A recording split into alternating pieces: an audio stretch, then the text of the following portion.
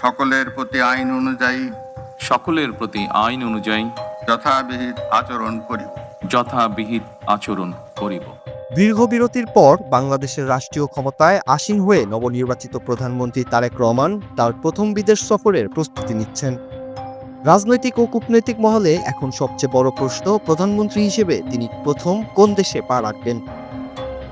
সাধারণত সরকার প্রধানদের প্রথম সফর অনেক বড় রাজনৈতিক ও কৌশলগত গুরুত্ব বহন করে, তাই তারেক রহমানের এই আসন্ন সফর নিয়ে দেশি বিদেশি গণমাধ্যমে চলছে ব্যাপক বিশ্লেষণ।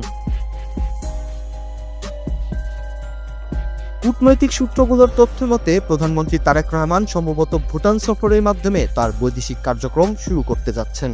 উল্লেখ্য যে 1971 সালে স্বাধীন বাংলাদেশকে প্রথম স্বীকৃতি দিয়েছিল ভুটান।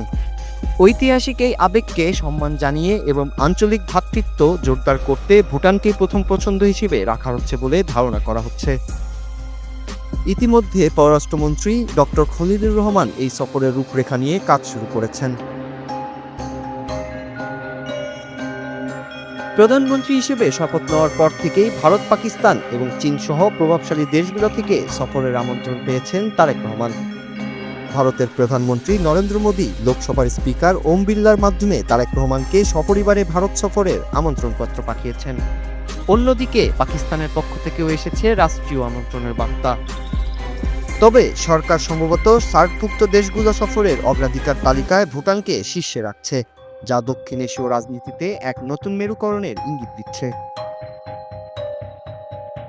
ধারণা করা হচ্ছে ভুটান সফর শেষে প্রধানমন্ত্রী অন্যান্য প্রতিবেশী ও প্রভাবশালী দেশগুলোতে দ্বিপাক্ষিক সফরে যাবেন। বিশেষ করে বাংলাদেশ বিফোর অল নীতি অনুসরণ করে দেশের স্বার্থ সমুন্নত রাখাই হবে এই নতুন সরকারের বৈদেশিক নীতির মূল লক্ষ্য। প্রধানমন্ত্রীর এই প্রথম বিদেশ সফর কেবল একটি আনুষ্ঠানিকতা নয়, বরং আন্তর্জাতিক বিশ্বে বাংলাদেশের নতুন ভাবমূর্তি তুলে ধরার একটি বড় প্ল্যাটফর্ম হিসেবে দেখা হচ্ছে। Noor Raju, Bangla TV, news desk.